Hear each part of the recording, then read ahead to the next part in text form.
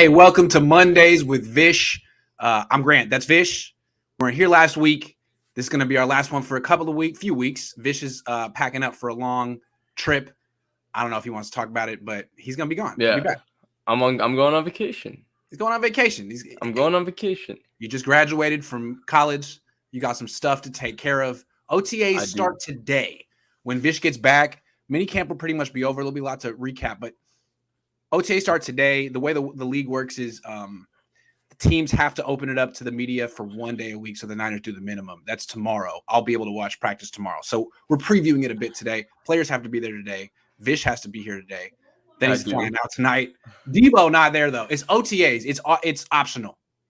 Everyone else goes. But Deebo didn't go. I guess I'm not surprised. Vish, how do you interpret as the Deebo turns?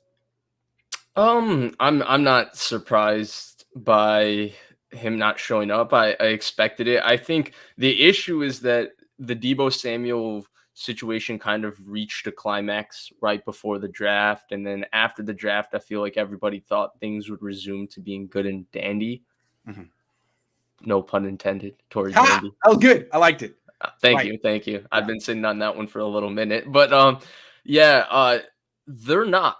The Deebo Samuel situation will not, I don't think, be quote-unquote rectified until he signs the dotted line, which would be his extension for the 49ers. Until he gets that, I think we're going to just be sitting pretty. Again, these OTAs are voluntary, so he can attend. He can choose to attend. He doesn't have to. I don't think it's that big of a deal.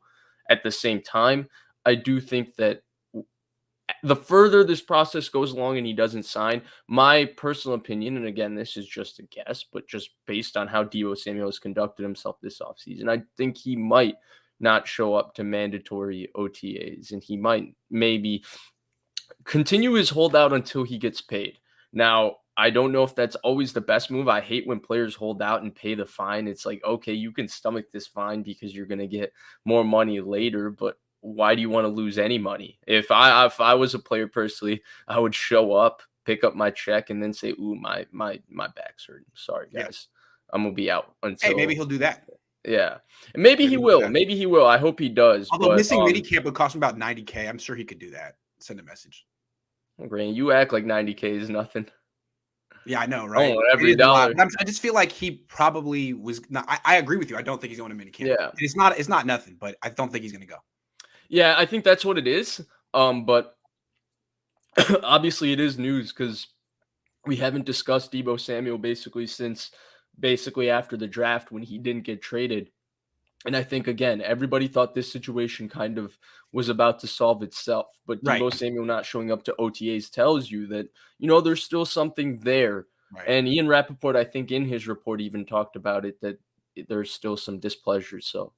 Wasn't the narrative after the draft basically like Deebo lost, the Niners gave him a cold dose of reality, they took him down a peg, and he was going to sort of come back with his tail between his legs? That's sort of what Niner fans wanted to believe. Yeah.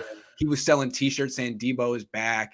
He seemed like he was making nice, but I kind of felt like it was clear that this wasn't over, and that although Deebo may have lost that battle, the war wasn't over, and he's going to make this uncomfortable in the future. Like, missing OTAs, that's okay. Missing minicamp, though, that's a big story. No, it is. And I think the big thing is that I think a lot of people believe Deebo doesn't have leverage. I think I'm in the minority, and I think you are as well, that Deebo does have leverage. The Niners are making a big transition at quarterback. Deebo Samuel is the ultimate quarterback security blanket. He makes every quarterback look good. He made a certain quarterback that Grant loves win a game in LA. Named Nick Mullins, and he did it basically. Yeah, he did it. That game was won on Deebo Samuel's back. Oh, yeah. Like a lot of games. Every time they beat the Rams, it's won on Deebo Samuel's back or Jimmy Exactly. And so therefore, and Jimmy Ward, can't forget him. Good point. Yeah. But the point is, I think that because of that, I do think that, like, I've talked about this. I talked about it a month ago, but I despise the narrative that Deebo Samuel is somehow less valuable because Trey Lance has a stronger arm than Garoppolo. Right. I think that when you're installing a new quarterback and all of that, like having a player like Deebo Samuel that puts that much pressure on a defense, that has the ability to be the ultimate bailout where, okay, offense isn't working. Let's just run a tunnel screen to Deebo. Oh, Deebo took it 50 yards for a touchdown. Oh, the offense is working now. Real and quick, I think that's sorry. Also, like the fantasy that just because Deebo didn't get traded on draft night, that he was just going to drop his trade demand and come back to the Niners and everything was going to be cool. Like, what happened? He put up one picture of the Niners on his Instagram. I mean, he didn't go to he went to Jeff Darlington before and said, I want to trade. He didn't go to Jeff Darlington and said, I dropped my trade demand. Like, this is still very much real. The Niners are like betting on their ability to fix it over time, but it's not fixed yet. No, it's not. And this situation, it might not be as quote, I don't know if toxic is the right word, but it might not be as contentious as it once was, because at that point there were reports left, right, center, people speculating. Now that's died down just a little bit. At the same time, it's not resolved until Deebo Samuel signs. If Deebo Samuel doesn't sign this year, then the Niners have a problem for more than a year, because again, like when you have this new quarterback, again, Trey Lance, no matter how good or how bad he is, he's better with Deebo Samuel. Yeah. Can we agree on that? If he's really good, he's great with Deebo Samuel. If he's bad, he's pretty good with Deebo Samuel. But Deebo Samuel makes the job of the quarterback so much easier. He makes this offense a lot easier to run, and he makes life easier for Shanahan. So he does have leverage. The Niners need him. The Niners need Deebo Samuel to win a Super Bowl. And the last time Kyle spoke about him, he basically made it seem like Deebo was returning his calls. He's like, I haven't talked to him in a while. So the way I read it is probably nothing's changed at that point. Like I'm guessing that Deebo and his agent are just sort of not communicating with the 49ers, and maybe that'll change in a couple of months, but nothing has changed. For Kittle. It changed for Kittle. But yeah, I don't think anything's really changed. I don't think Deebo has come back to the Niners with his tail between his legs. I think he's just sort of waiting it out.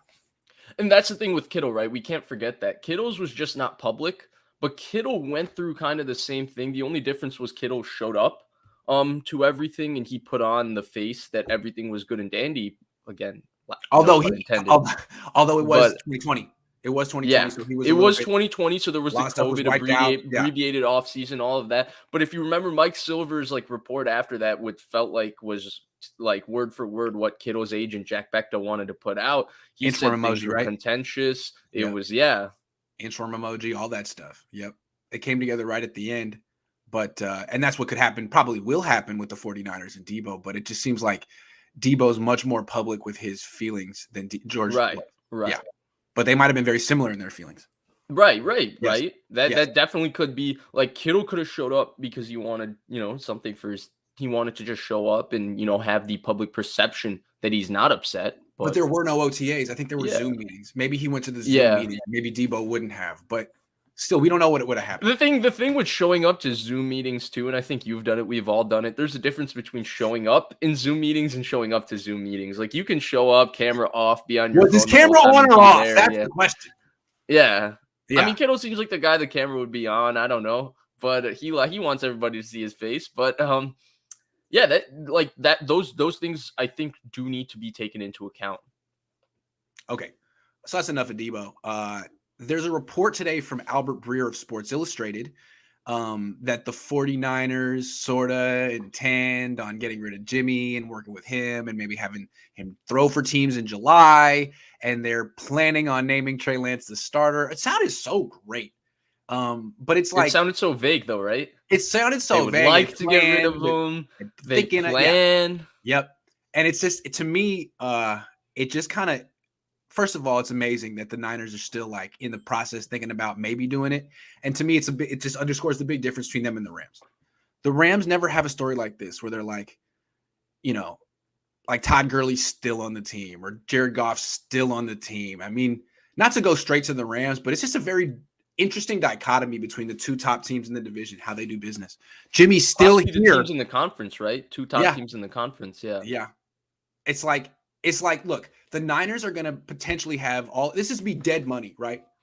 If Jimmy Garoppolo's on the bench, they'll potentially have $27 million of dead money. The Rams did it with Jared Goff, but they at least got Goff off the team. Like Grant, listen, they gave up a extra first round pick, right? They traded 2 for Stafford.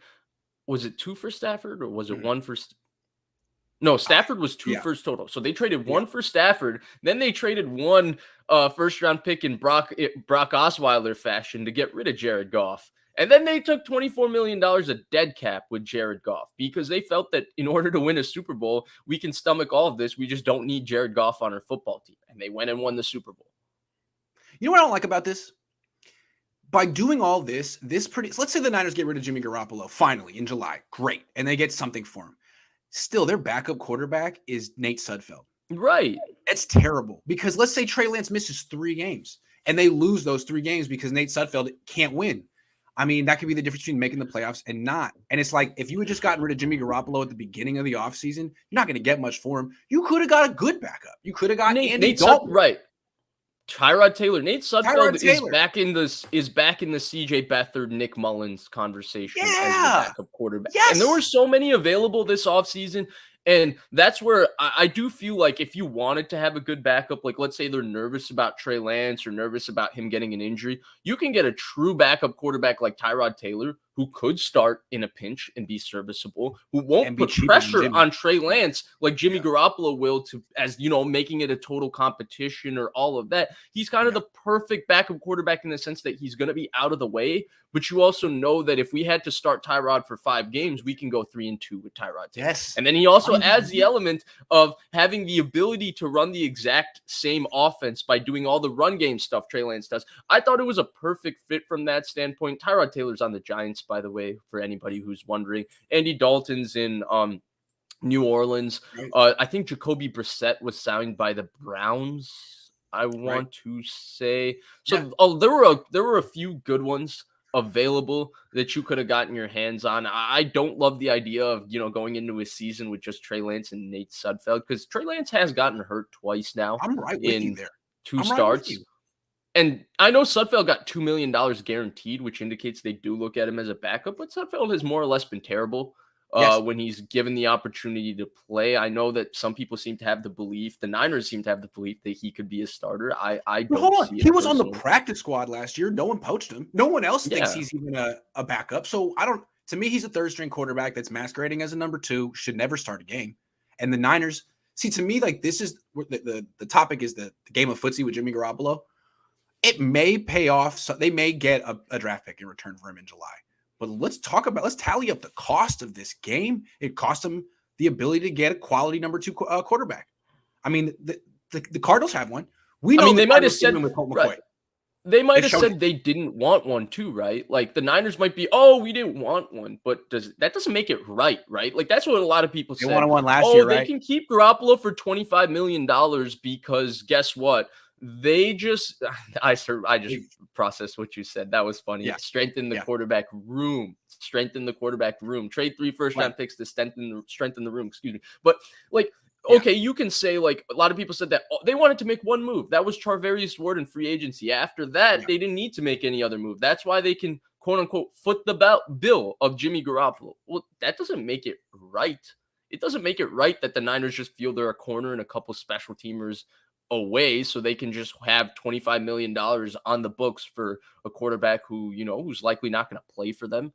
Right. So I don't understand just because, they said they're going to do something. I don't necessarily think it's the right move. And that's where I do think that it would have gone a long way. Tyrod Taylor signed for what, like 8 million, 10 million. I think that would be a fruitful backup because the problem is, and somebody, footsie is when you're flirting with somebody. The Niners are kind of flirting with Jimmy Garoppolo. They like him, they don't like him. They like him, they don't like him. It's a game of footsie, but we don't. But it's also a game of chicken. It's also a game of chicken. That's well said. But the point is, at some point, you just got to have some conviction in the fact that you traded up this much for Trey Lance. He's your guy. Jimmy Garoppolo, what he does or doesn't do is irrelevant at this point. He's gone. It doesn't matter. And just holding on to him, prolonging this process, trying to get value for him, all of that doesn't matter. I talked about it with Larry Krueger on Wednesday 2 weeks ago. We talked in ad nauseum about Garoppolo. And I said, Bill Belichick thought so highly of Tom Brady, he took former number 1 overall pick Drew Bledsoe, who took the Patriots to the Super Bowl in 1996, by the way, and he sent him to Buffalo in the division. It's a great point. So if you believe in your franchise quarterback, right, it doesn't matter where an average quarterback who makes a lot of money like Jimmy Garoppolo goes. And I think the 49ers do believe in Trey Lance because their actions scream they believe in Trey Lance. I don't think there's any way to say they don't, but they also aren't being definitive about their belief in Trey Lance by, doing that extra step, right? Hold on. With Albert Breer's report, what they're basically making it seem like is that Jimmy's not going to be on this team. Like he's probably not even going to be there for training camp. And I bet my dad a bottle of wine that he's going to be there week 1. So in that sense, it's good news. I'm probably going to lose this bet. But also what Albert Breer's trying to make it seem like is that the Niners are going to be vindicated. Like, sure, it looked bad that they held on and missed the market, but they're gonna get something for Jimmy, and it's all gonna work out. Like, they may or may not get something for Jimmy. And I don't think it's gonna be much, but we gotta okay, so you'll trade him in July and get a 5th round pick, great, and you'll free up some cap room. Well, let's talk about all the stuff you could have done with the cap room had you done this months ago. So I feel like they're kind of setting this up as like a positive spin for the Niners, and I'm looking at it as like, I mean, you did it, but this underscores how easily this could have been done months ago. I think there is, some positivity. Like, I don't look at it as like the Jimmy Garoppolo, whatever happens this offseason with Garoppolo is going to make or break the 49ers season. Because really what's going to make or break the 49ers season is how good is Trey Lance, really. And we'll get to find that out. That's the nice thing, right? Instead of hearing reports about his arm fitness and hearing reports about his playbook knowledge and, debating whether he's actually good, all I'm going to talk about is his arm fitness. We get to watch him for one every season. Every day, I'm going to give him a 1 to 10 rating on arm fitness every day. All right. 7.5 arm fitness today. Got to work on that. Appreciate it. Great. That's what we really need. But what is a 7.5 of arm fitness? I'll be like, Trey, a lot of people talking about your arm fitness these days. What do you say? To the what? Sorry. But the point is, right, Trey Lance is going to make or break their season. So from that standpoint, there is like a positive spin that this is really a kind of detail that's kind of irrelevant. The issue is that here we are, May 23rd. Trey Lance has been the plan to be the starter. They traded up 3 first-round picks for him, and yet they won't definitively call him their starting quarterback. They're not marketing him like their starting quarterback, which I don't think is much of an issue, but at the same time, it's a bit bizarre in terms of how you conducted business, because one of the biggest problems we had with how the Niners handled Jimmy Garoppolo the last 4 years is they always felt halfway in with Jimmy Garoppolo. Yes. And if you remember what I said before the draft, a lot of people asked me who I wanted at quarterback, all of that. I said the number one thing that was important to me as a 49ers fan was that Shanahan was going to finally get a guy that he could be 100% in on. And as long as he gets that guy, I couldn't care less. And here we are in May 23rd in Trey Lance's second season. And even though their actions scream because of what they gave up that they're 100% in on Trey Lance, they won't take it that step further and put that little bit of pressure upon themselves by saying, we love Trey Lance. We think Trey Lance is going to be a star. They won't do that, there's still those legends like, oh, he wanted Mac Jones, or he might have, maybe that's not his guy. Because of that. I'm sorry. Keep going. Yeah, no, 100%. And that's why this is even kind of a relevant topic, right? Yeah. Because, you went a little bit out of focus. I had to get you back in. But the point is, like, this is a relevant topic because you're going to have this conversation about Jimmy Garoppolo still being here. I think at some point, if you're the 49ers, like, that's where the Rams comparison does come in.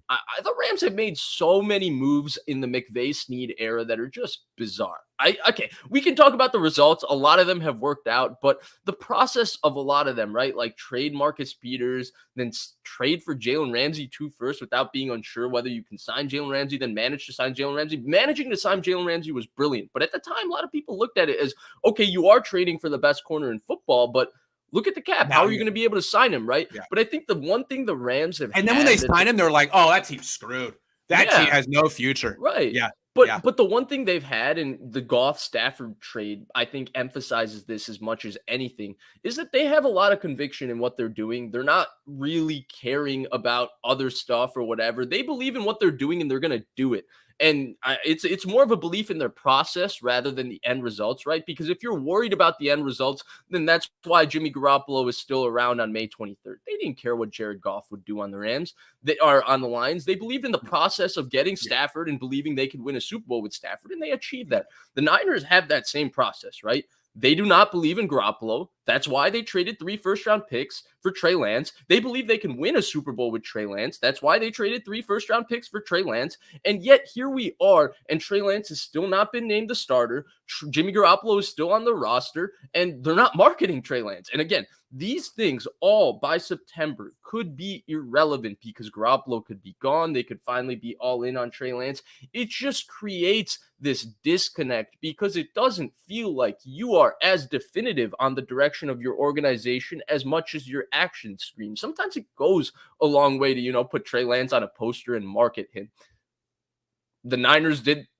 Sometimes it goes a long way to call a quarterback your starting quarterback. Look at what it did for Alex Smith when Jim Harbaugh was all in on him. See, what you're Look at what it did for Colin Kaepernick is sort when of like Jim what Harbaugh I was felt all about in the on him. Harbaugh years. Is it not? Like what you're describing with the Rams is kind of the hallmark of the Harbaugh years. They were so confident in what they were doing back then. And the Niners really should be, right? Yeah. Their process screams that they should be. And yet, I don't know why John Lynch says, he's got to prove that he's the starter. It's not that it means anything. I think he's going to prove that he's the starter regardless because of what they gave up for him. The problem I have is just that I don't understand what's wishy-washy now. Why do you have to be wishy-washy? You traded 3 first-round picks for a guy. You've tried to trade Jimmy Garoppolo all offseason. You've blamed being unable to trade him on him and his shoulder surgery. It's all his fault. So what's the issue now? I don't know. Let's talk about it. Hold on. I like that. That's a good segue. George Kittle made headlines this weekend. He went on what? Was it Pat McAfee? Someone asked him. No, yeah, he went on Pat McAfee, but then I heard him earlier today with Mike Florio. And Florio is interesting because he asked some really, really odd questions. And again, I never agree with Florio, but I've said it before. I like Florio because he's thought-provoking. Yeah. And a lot of people like listening to media members that just say what they want to hear them say. I like Florio because he just makes me think. Now, I don't agree with 98% of what he says. I just think he's thought-provoking. So I enjoy him. And he asked him questions like, one of the questions he asked him was, and you'll find this more interesting. One of the questions he asked him was like, so would you rather have the Niners, go with Jimmy Garoppolo, who's been there, done that, or would you rather have them go into the future of Trey Lance? He asked a question along those lines. That's not verbatim his question. And George Kittle, excuse me, almost called him George Lynch. George Kittle, excuse me. He said that, this is why I'm not paid the big bucks. This is why I don't have to make the decision. I don't envy Coach Shanahan for having to make that decision. Trey Lance, he's got a ton of potential. He's really, really talented. He could take us even further. Jimmy G, he's got a great quick release. He's a great leader. Everybody responds to him. He knows what he's doing within our offense. It's a toss-up. He called it a toss-up. So he didn't really say anything more or less. I mean, George Kittle is doing this media tour more for Tight End University and promoting tight ends, not to answer questions about Jimmy Garoppolo and Trey Lance, except every conversation seems to just fall into having that conversation. And so I just wanted to throw that in because I don't know if you heard that. And it was. No, I did hear that. It's a toss-up, he said. I mean, on the one hand, like, what's he supposed to say when they're both on the team? Exactly. And they're both his friends. Yeah. Again, this is a situation the Niners have created. You keep both guys on the roster, you're going to have your players saying stuff like this. It makes kind of no sense. But I mean, he did the best he could. I think the way he's handled the media this offseason has been phenomenal. He's been effusive of his praise of Trey Lance. Maybe even what you would describe overly effusive, but he has to be that way. He has to be that way. He's done a phenomenal job navigating the fact that he has a friendship or relationship with Garoppolo who's still on the team and maintaining that Garoppolo has conducted himself in a phenomenal manner. And then he's not said anything to hurt the Niners. But I think at some point you can't just keep letting George Kittle try to go promote Tight End University and take media to have to answer these questions. He shouldn't be answering these questions. What I was going to say is he's actually been by far the best member of the organization from the owner down on this subject this offseason. He's actually been the leader. He set the tone on how to talk about this. Kyle could take notes. George is doing a great job. Deebo isn't talking about it. Deebo isn't part of the team right now. Bosa is, in Bosa land. sorry. In But Florida. that's not what he does. You got to, it's a form of leadership. No, yeah, right? what he's done this offseason, in my opinion, has been nothing short of exceptional. The way It is he's very had to handle it. it is. Because the other thing is, Grant, like, imagine, because the one thing that's clear, because one thing people don't understand about a lot of these interviews is the agent and the player has a lot of control. Like, they can go onto a network and say, don't talk about this, only ask me about this. And he's going on there to promote Tight End University. And yet they keep asking him these questions, which means what's unique is that he's not telling them, don't ask me about Jimmy, don't ask me about Trey. He's telling them, ask me what you want and I'll answer. And he keeps having to answer these questions about Lance and Jimmy and Kyle and whatever. And he's doing a phenomenal job time after time answering it correctly and answering it the right way and answering it the right way about every single person part of it while trying to promote his own product, which is Tight End University. Yeah, Kittle's a very savvy businessman. He's very good. He should be marketing the 49ers right now. He comes across as like just this ultimate like bro who's just hyped up about everything, but I think he's way smarter than he gets credit for, and I don't think he wants to portray himself as that, conniving, calculating. He just wants to be this, like, just matter of fact, just say it how it is. But if you noticed the nuance in the way he answers a lot of these questions, it's brilliant. The way I see Kittle is like he tries to portray like a character. Like he's essentially a professional wrestler most of the time. He's a pro wrestler on a football field. He's Stone Cold Steve Austin. Okay, let's just say he's Stone Cold Steve Austin. And that's what he portrays, what he wants you to think he is. But Stone Cold Steve Austin was a character that the real guy did. George Kittle is a character that George Kittle does. And there is someone behind there that's very, very calculated. And is like, this is how I'm going to market myself. I want to be this kind of guy. Maybe he'll go into the WWE when he retires. I have no idea. He's made himself a star. I mean, really, his jersey is one of the top selling jerseys in the league because of his personality, because he's Hulk Hogan in a sense. That's before your time. Anyway. No, I know who Hulk Hogan is.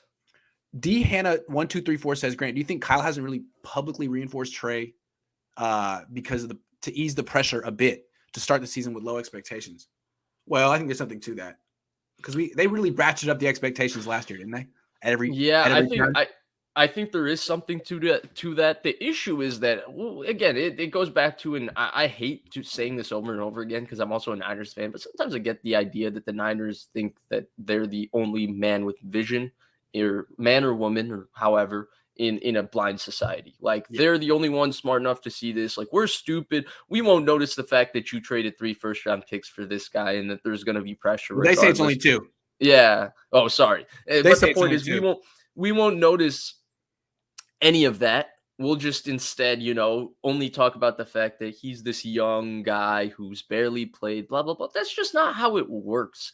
And that's where sometimes I wish there was a little bit more of that definitiveness. Like, embrace the pressure. You've been to 2 NFC championship games in the last 3 years. You've, traded this much up for a quarterback that you believe in that much. Like, embrace it. Be a part of that pressure.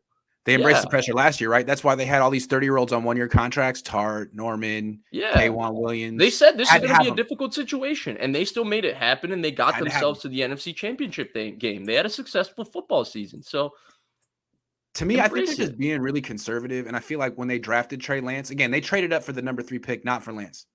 They traded up for the opportunity to figure out who they wanted. They decided it was Trey Lance, but I think that the thing with Lance, I think they liked Mac Jones and felt he could start right away. He could start right away. I think with Lance, they felt, yes, but he needs time. Whenever he does start, that first year might be kind of rough just because he's young and hasn't played that much. So I think they decided, do you want to have that rough year in 2021 or 2022? You and I said, get it out of the way. Do it now. And they were like, nah, we owe it to ourselves to run it back with this team and see what they can do. Because they were this close and they tried and they were good again and they didn't get it done. And now this is sort of the consequence of their decision, in my opinion. This is always going to come. And they're bracing for, we might go 7-10 this year. And I think that's where evoking the name Patrick Mahomes is always dangerous. I didn't want to compare it to the Mahomes conversation because it's not just the fact that, okay, the first part of it, I guess, is similar. You had a successful season. You sat him for the full year. He also played a game at the end of the season that looked pretty good, especially the second half of that Texan game. First half was a little bit rough. The second half was unbelievably good. Made you very excited. if you're a fan. The issue is that Patrick Mahomes hit the ground running in his second year and had a top, 5 quarterback season of all time. 50 touchdowns, 5,000 yards. How many other guys have done that? Manning? I think Manning's the only other one. Right. 50 and 5,000 in the same season. I don't think Rodgers has done it. I know Brady's done the 5,000. I don't think he threw 50 touchdowns that season. Yeah. He threw 50 in 07. So Trey, just be one of the greatest quarterbacks ever for a year. Just have one of the greatest seasons ever. And, the Chiefs didn't temper the expectations either with Mahomes. They went all in that free agency. I remember every media member that could talk. I remember you would watch any sports show in the middle of July and they're saying, who do you think is going to surprise a lot of people? Oh, Patrick Mahomes. The Chiefs are talking about Patrick Mahomes like he's blah, blah, blah, blah, blah. Maybe that happens with Trey Lance in July, but I also remember reading a report, and I wish I could pull up the article. Brett Veach, who was their GM at the time when they drafted Patrick Mahomes, their GM, I think, was John Dorsey still. Brett Veach then replaced him. I think the year they got Patrick Mahomes, they started Patrick Mahomes, so in 18. But I remember seeing a quote there was an article in ESPN in 2017, and I'll pull it up if I can. But Brett Veach had said he was an upper personnel executive in the Chiefs hierarchy at the time. He wasn't the GM. That was John Dorsey. He said that Patrick Mahomes was the best quarterback he'd ever seen. And that was when Alex Smith was starting, and Alex Smith was in the MVP conversation. And the Chiefs started that season 6-0. They lost 4 in a row, became 6-4, and they were a wild card team. But they started that season, they might have been they were a division winner. They played Tennessee at home that year in the playoffs and lost because Travis Kelce got hurt the second half, and they blew a big lead to Marcus Mariota, who was awful that season. By the way, That's right. Yeah. I remember reading that, and I'll look for it. I'll see if I can find it right now. But Brett Veach said Patrick Mahomes was the best quarterback he's ever seen.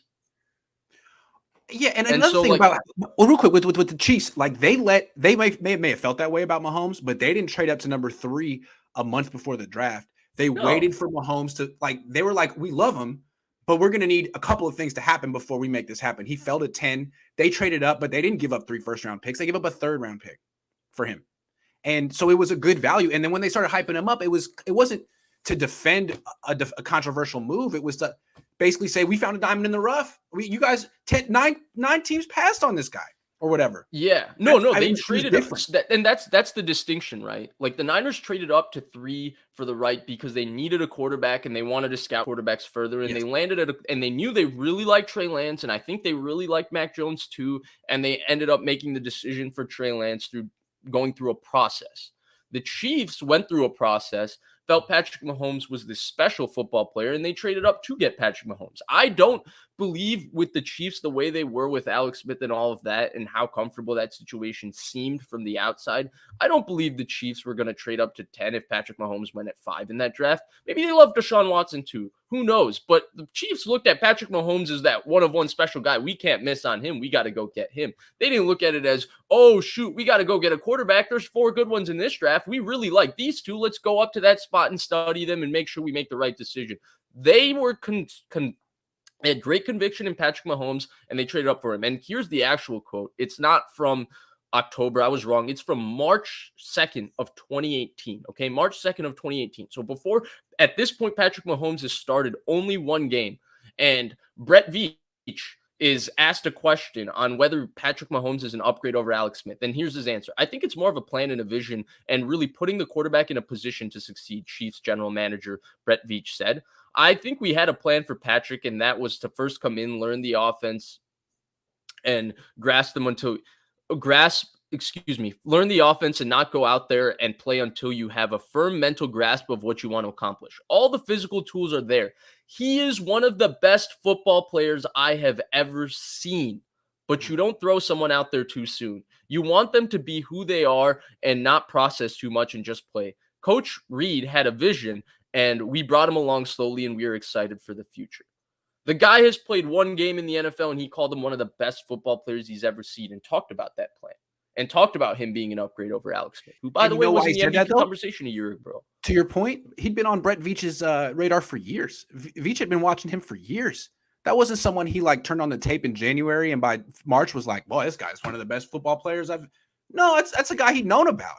Kyle in the Niners process, I mean, they do have scouts in their personnel department, but in terms of Kyle, I mean, and in 2017, I don't think he really knew much about Patrick Mahomes until that year, which is it leads to problems. At least he's not drafting him. Yeah, and I'll take it a step further, right? Because then in that same interview, and I'm assuming this was his introduct. If this was March 2nd, this might have been his introductory press conference or pre-free agency press conference in 2018. And he said they asked him about the Broncos game and like whether that confirmed his readiness. And this is what he said. It was something we all expected, Veach said. From the day Patrick stepped on the field in the rookie mini camps, the OTAs, the training camps, he has always wowed us. Wowed us. Have you ever seen Kyle Shanahan or John Lynch use those words, wow, with Trey Lance? I've seen reporters use it. I've seen other players use it. Jimmy Ward, George Kittle, all these people. I've seen Grant Cohn use the word wow with Trey Lance. I'm yet to see Kyle Shanahan and John Lynch take that step to show that level of conviction in Trey Lance. He has a lot to learn yet. I think he grew tremendously. But having watched him day in and day out, just impress us. Take to the studying, take to the working the craft. He did a tremendous job.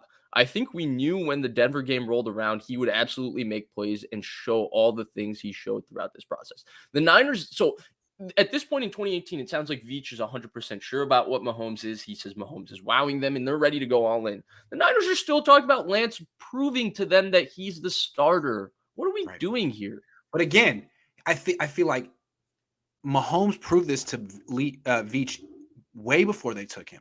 They were sold on him way early, maybe years before they took him. And for the Niners, like it seems to me that they made a quick rash. They traded up in March without knowing who they wanted. They made their decision at the 11th hour who they wanted. And it almost feels like they have a little bit of buyer's remorse. Because that was confirmed, right? That was confirmed by John Lynch and it's like a shotgun wedding, right? It's like I dated this dude, this person, girl, been in this relationship for 2 weeks. We got married. Like, really? How well do you know this person? That's kind of what the Niners did, I think. Yeah, and again, their actions scream they believe in him, right? You trade that much up, you better damn well be sure. And I think they aren't stupid, so I do think they are sure. People like you who've gotten the opportunity to watch him in practice say, he looks awesome. He looks fantastic. We saw last season, it started off rough. It's like, say it with your chest, 49ers. Right. We saw the improvement. Yeah. We saw the second half against Houston, which should have every 49ers fan just, whoo, if we have a guy who could play like that, how he played in the second half against Houston, then maybe the Niners do win a Super Bowl coming up because the window is now. And yet, why won't they take that step to be definitive? Why are we May 23rd talking about Jimmy Garoppolo, plan to start Trey Lance, all of this? It's just odd to me. Obviously they're not as confident as the Chiefs were at Mahomes, but how could you be? I mean, if that's what the Niners were waiting for, that special feeling that they have Patrick Mahomes on their team, they're never going to get that. Yeah, I mean, Patrick Mahomes is a generational player. He's not one that walks around every 10 years. No. Yeah. Jiron Anthony says Kyle may think Trey might be another version of RG3. I think Trey is going to be elite if Kyle can be patient like he is with Jimmy Garoppolo. Look, man, we're going to see. I can't wait to see practice tomorrow. Trey Lance with the first team with extended rest for the first time. It's going to be great. And you're going to come out and you're going to say he's looking phenomenal, all of that. It's going to be like we're going to be hyped up and all of that. And the Niners, you're going to ask Kyle Shanahan, you're going to be like, the guy's looking phenomenal. He's like, yeah, he's looked pretty good. By no means was it perfect, but he's coming along. I know. We got to get it better. I'm more interested to see how Kyle uses him more than what Kyle says about him. Like, if he has him doing the Jimmy Garoppolo offense, I'm concerned. But if we see a lot of play action tomorrow, I feel like Kyle's action, despite what he says or hasn't said, he's invested. He's all in. I want to see the Trey Lance offense. The Florio quote, by the way. He said a lot of things about Trey Lance's potential, but the one thing he said about him now is that he does the play action stuff. Who said that? And we know he did that well in college. He was unbelievable off play action in college. Who said that? George Kittle. Oh, yeah. Yeah. Freaking play action. It's important. I can't believe Jimmy could go to the coaches and be like, we got to get rid of this. I don't like this part of the playbook. Like, what? Oh, so all the explosive plays, you want them all out? Okay, fine. Sounds good. No, I think it's important. I really want to see that because when they did it in training camp last year, it looked good. And then all of a sudden, I felt like it looked too good. And the coaches were like, let's just make Trey do all the stuff Jimmy does. So this is like more of a competition. I don't know. It's going to look different. I'm excited. I'm excited too. Yeah, I'm excited. look, I'm just excited, honestly, because we don't have to put up with. I'm so sick of people tweeting about the reports, tweeting former NFL scout on my timeline, and it's like a daily thing because you're bored, and going at people or whatever over something that we just don't know about. I think it's so boring. I'm so sick of the Trey Lance, just either he's the greatest quarterback ever or he's the worst quarterback ever. I just want to see him play. I really just want that. And I'm excited for that this offseason. I'm excited for your training camp reports, as always, the good and the not so good. At least it's not good and bad, the not so good. And I always appreciate the fact that you bring out a lot of players that we wouldn't hear about in both your good and not so goods, generally, because I think the training camp coverage can be a little stale a lot of the times. I think sometimes people can be I think it can also be the opposite. I think sometimes people can go out of their way to be different and talk Right. about something that maybe wasn't really relevant in a practice just to be different. Talk about a player that might have played 2 snaps, and okay, we're going to talk about him because we want to talk about that guy and people want to hear about that guy. So I appreciate how balanced your training camp coverage is. I think you do. My goal is just to empty out my notebook. I take a lot of Right. notes during practice and I try to share them, basically. Yeah. And That's what I'm going so for. and so I really appreciate it because I think you do phenomenal work covering the Niners throughout the season. But I Thanks, think man. particularly in training camp, I think you do set yourself apart from your peers and contemporaries. Because what I appreciate the most too is that you're good and not so good. It's not just, well, I was there, you weren't there, so I'm right, It's you're just, wrong. I Because try to describe. that's what a Yeah. lot of the coverage just Yeah. comes down to. It's very Yeah. condescending. A lot of people are like, I was there, I saw it, you weren't there, you don't know. You Yeah. describe what I try happened, to. and then you Yeah. say, this is why I had it in the not so good. But that description's enough for somebody to come, like me, to come on and say, well, that sounds like this, and this, and you're open to hearing that, even though I'm nowhere near training camp. So I do appreciate that. I don't Thanks, man. really like the condescending tone from some who say I was there. I could, there's a lot of ways to be at training camp. So I'll leave it at that. But I do appreciate your coverage a lot. I'm looking forward to it, and I'm looking forward to coming back once I get off vacation and getting ready Thanks, for man. next season. It's interesting. Like, everyone says you got to be a journalism major to be a journalist, but I was an English major. And I feel like one thing that journalists do that English majors don't do is journalists tend to summarize. They tend to tell you. I don't know why. I never took a journalism class in my life, but English majors always show. The teacher, I mean, in every class at UCLA, you got to Right. show, don't tell. So when I first got on the beat, I realized, like, first of all, holy shit, I'm at practice. And like, I couldn't freaking believe it. And I knew that any fan would feel the same way. And I knew because I was a fan. I grew up reading all the reports, and I always felt like, man, you're just summarizing. Instead of telling me what happened, could you please bring me there?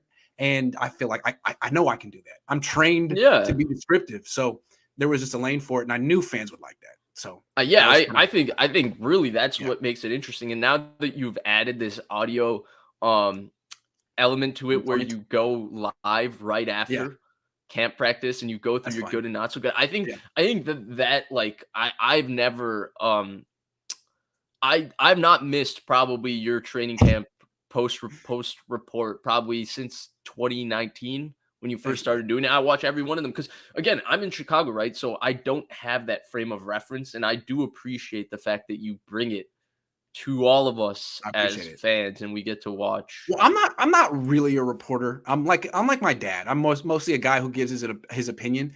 But for this part of the offseason, I kind of am a reporter, right? It's like, 100%. Only 7 or 8 people see it, and I'm pretty good at. I think I'm the best at sort of just conveying through words what happened and having people. I don't know, maybe I'm not. 100%. But yeah, it's fun. Because that's the thing, right? Like, and even people who don't, I would say even people who make it a point to show that they dislike you, I think they're here for your training camp reports because there's no more. You don't get any detail from anybody else's reports. Right. Really, like, I mean, I'm in a constant thing with the Niners of like not giving too much detail because like I'm not trying to give away secrets. And a lot of times they've been like, hey, man, you can't say the route. I'm like, all right, my bad. I'm just trying to paint a picture, not trying to hurt you. Yeah, no, but right, like, but I think it's interesting, right? Because, like, I mean, there's other good training camp reports, right? Like the spreadsheet, as much as we make fun of it, and he tries to be thorough. You got to appreciate that. It is You gotta thorough, appreciate right? that. It's a Yep. well done thing. It's a well done thing. But the Yeah. issue I have is that there's not a lot I can gain from just seeing the statistical breakdown of their throws between different periods because I'm not there, right? Like I don't think I personally, and I've learned a lot of He's football over the pretending it's an last. objective account when it's Yeah, got to be. It's subjective, and you got to it's a give little your subjective. take. And the other It's thing is subjective. I've learned a lot about football over the last 4 or 5 years, just learning from coaches, learning from players, learning from coaching clinics, learning from a lot of different people who know a lot more than me. And the one thing you learn very early on about quarterbacks and stuff is that it's not just an objective, well, every incompletion's the same, every interception's the same. Like Trey Lance can throw, a 30-yard out route, far hash on a rope and miss it by a couple inches.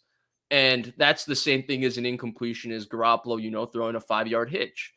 It's not the same thing, right? The degree of difficulty of the throw it's not even in the same conversation. And so that's where I do like having both training camp reports, in fact, because I do think that you painting the picture and then him just having a statistical reference that you can go back to and say, oh, well, I mean, there's going to be a little bit of differences. There's small marginal differences in everybody's reports, but being able to like try and, say, well, okay, Grant said these things about Trey Lance's incompletions. Oh, that's why he was 6 for 11 because he threw 7 passes that were 50 yards down the field. Or, oh, that's why Jimmy Garoppolo was 8 for 20 because, he was trying to he was under pressure every throw. So, like, to get that context, I think is exceptionally valuable. And I love training camp season because of that. And I do think that you take it a step further, and I don't want to say, I mean, I'm on your show. I don't want to sound like I'm just complimenting you to compliment you, but I do think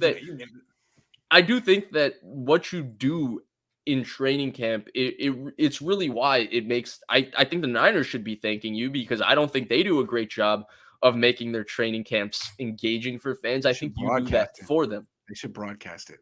Honestly, they should the whole league should broadcast it. I mean, they could make so much money, but they don't. So I make the money. Thank you. And I really, honestly, to me, this offseason, these OTAs and training camp practices to me feel like the biggest ones I've ever covered. Like, what's at stake in these? Yeah. Every time, everyone's going to be like, so how did Trey look? Tell me everything, And then it's going to be great. I can't wait. The Niners created this too. Thank you. Yeah. 49ers. Must see TV, and you won't show it, but it's on my channel. Yeah, 100%. Well, I mean, this offseason is going to be a little bit of it's going to temper your expectations or maybe make your expectations go over the top of what Trey Lance is, right?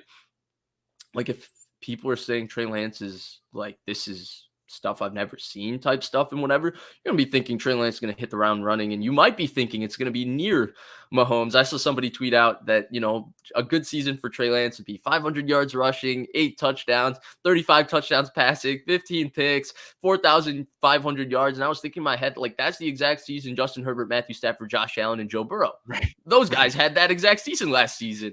And they're all in the top. Interesting with the offseason is sometimes like there's a player where some media members think he's doing great and some think he's doing really bad. Right. And I think last year it was like a Rorschach test with Trey Lance. Some people were like, man, he's not doing well at all. Some people were like, man, this guy looks like his upside is through the roof. Yeah. I'm curious to see if there's a little bit of that this year with the quarterback position, because that one in particular. I think there will be with those players, right? And I feel like you're always the one on the unpopular opinion side. Last year, you were on the popular opinion side. Like the Dante Pettis, I will never forget that.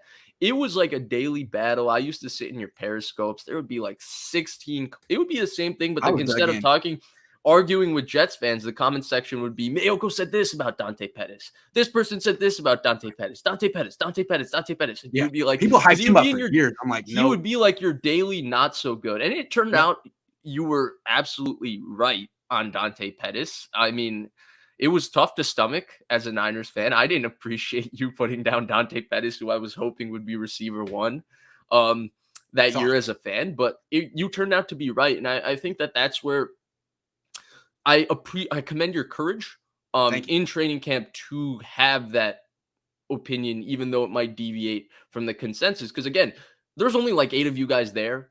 And if you're not telling us what you actually see and what you're seeing, and you're just, giving us, well, he made 4 catches. Well, what if those 4 catches were screens and stuff? You're doing a disservice to us as fans.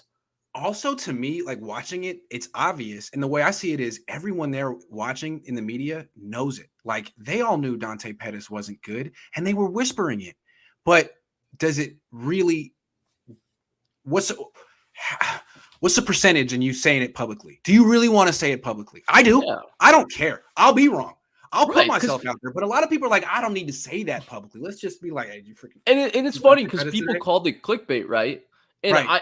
I don't think criticism is clickbait, right? A lot of people think that anytime you criticize the 49ers, it's clickbait. You're doing it for clicks. You're not saying, but I think it's the opposite. I You're taking agree. a chance. You're Yeah. going at something that you know people are going to disagree with. You know you're going to get hate for, but you believe it. You know what's not clickbait? Saying Dante Pettis had a phenomenal practice, because that's what everybody wants to hear. That's what everybody wants to click on. That's what everybody wants to feel good about. And so from that standpoint, there's I a do lot of think that type of coverage in the offseason too. There's a and lot of it. it's all that coverage, and that's where I get confused, right? Because I'm a fan. You might not get it as much because you're a peer of these people. You're a fan. I'm a fan, so I'm not just consuming your work. I'm consuming every single person in the beat besides Eric Branch, who's behind a paywall that I don't want to pay for the San Francisco Chronicle. Sorry, Eric Branch. So I'm unable to consume his work. But the rest of them, I'm reading and watching everything, and I'm more likely as a fan to want to read the article that puts the 5 players I like in a positive light than having to read the article that says Dante Pettis had a bad practice, especially in 2019. Like that's annoying. And I do think that one thing as a fan, if I might go as far as, I don't want to sound like I'm giving advice or anything, but something I do enjoy as a fan, and I do think that you might enjoy it too as a fan, if you want to be like a critical thinker about the sport or just enjoy the sport more, it's fun to listen to people that have a difference of opinion. That's why I like listening to Florio, because it's not only do they have a difference of opinion, do they make real, genuine points when they have that difference of opinion? And if they do, then it's interesting. It's engaging. You don't have to still agree with them. You don't have to even like them, but you can at least listen to what they have to say and think about how that affects what you're thinking and how it relates to what you're thinking. I enjoy watching and observing sports from that standpoint, and that's I think that it's awesome I think it makes it more fun. To me, I think smart people like Vish and me, smart people know that they don't know that much. And they're constantly interested and curious and trying to hear new things they haven't heard and thought about, so they can consider them for themselves and challenge what they find true and right. Not as smart people just think they know everything and only want to hear from other people that sort of echo what they think they already know. That's what I feel like. So if I agree you with don't that. like me, that means you're not smart. I think that's a statement that you could make across not just football coverage. Oh yeah, that's life. Yeah, society. Yeah. People who think they know everything and don't want to hear about anyone else's opinion, I'm like, those are the people I really turn off. I'm like, okay, well, you already know. So what do I need to talk? Right. Sorry. Carlos wants to know if you can give any food suggestions in Chicago. He just wants it in tweet form though, so you can tell him yes or no. Yeah, I'll tell you right now. Best pizza place in Chicago is Lou Malnati's. It's the best pizza. It's a chain, so it's the best chain pizza, but it is by far the best deep dish pizza in Chicago. Their thin crust is pretty good too. I'm actually, before I go on my trip, because I'm on vacation for a month and a half, I'm definitely gonna get a pizza over the next 2 days. I have to get one before I go. I will be savoring that taste when I'm gone. So, as someone who went to Chicago last year and is from Oakland, all I want to say is that the deep dish out here in the Bay rivals Chicago deep dish. If you're into that kind of thing, I don't know if I would go to rival, but I said I did go out there. I had pizza with. It holds its own. It was own. very good. It holds its own. Very good. Yeah. Thank you. I appreciate it. Jason says, how long before Jimmy is competing in the USFL? He's got too much money to take that route. Nah, he doesn't need to. Would never I actually think he would be and maybe he is interesting. I don't think he comes across as interesting, but I think he would be your quintessential media guy if, he would have interesting things to say. Maybe he really is. Maybe he would be a little bit more open and interesting. Maybe he does have a really nice personality. Dude, they should give Booger McFarland's job to Jimmy, because if you want like really obvious, pointless analysis, I would imagine Jimmy could do that. I would love to hear Jimmy analyze football. The thing is, Booger was a hell of a football player too. People forget that. Good point. He played next to Warren Sapp. He was a champion. Yeah, he was a first-round pick. Someone said that my background's whack without the Sports Illustrated. Yeah, it's true, but I'm about to have a new background in a couple of weeks. I'm not trying to moving. Yeah, I'm undisclosed location somewhere. Undisclosed location. Cone Zone is moving. What I'm saying in Oakland. Anyway, Breakfast pizza is the new wave. I got to try that. Breakfast pizza is the new wave. Never heard of it. Out here in you got Zachary's and the Star. I took you to the Star because it's a little bit healthier. It's got cornmeal crust, but Zachary's to me, Zachary's is every bit as good as Lou Malnati's. Next time I'll take you to Zachary's. I want to hear what you think of Zachary's pizza. All right. If you like is that it stuff, legendary? It's really good. It's like the Bay Area does deep dish way better than they do New York. They cannot do New York style pizza in California. They just don't. I don't think anywhere outside of the East Coast can do that thin crust pizza. Honestly, I don't know. Is it? They say it's the water. Maybe the water's softer out there. It's too hard. I don't know what that means, but it means something. Anyway, yeah. We gotta find out. Yeah, Portillo's in Chicago. Yeah, I went there. I went there with Korean 49er. If you watch Cohn Phone, we met up. Anyway, it was fun. Yeah, everyone, thanks for watching Vish. Have a great time wherever you're going, and we'll see you when we get back. Awesome. All right. Thank you for having me. All right. See you.